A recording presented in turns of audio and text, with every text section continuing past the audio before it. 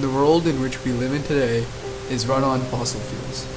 In 2009, around 80% of the world's energy needs were fulfilled by fossil fuels, and without any changes, the world's fossil fuel supplies are expected to run out by 2039. Society as we know it is on the brink of an energy collapse, and this will be inevitable unless we do something about it. So let's do something about it while we still can.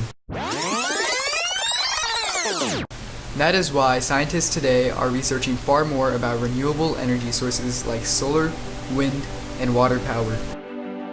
Their in-depth research on renewable energy sources has led them to an unlikely energy source: algae biofuel. Algae is a very versatile plant, and it grows abundantly all around the world. If scientists can perfect this energy source, the future of society may be run upon algae biofuel. Algae is not thought of as a fuel source by many. The first people to consider algae as a fuel source were Richard Carter and Hans von Zwisch.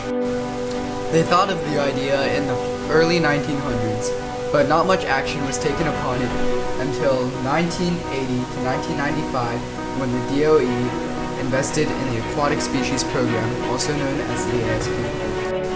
This program conducted numerous experiments trying to find the most efficient algae to use as biofuel. The Aquatic Species Program discovered many ways to extract oil from algae, the three most efficient of which are through sonification, the oil press, and solvents.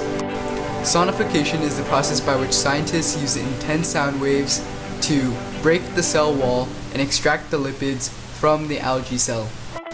The oil press is exactly what it sounds like. Scientists use a machine to press the oil out of algae.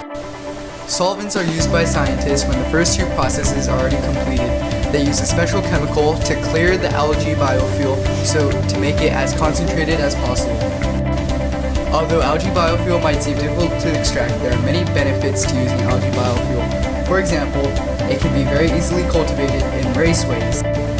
Another reason why algae biofuel is so good is because when used in cars and used to power things, it is a near carbon neutral fuel source, meaning that it nearly does not produce any carbon.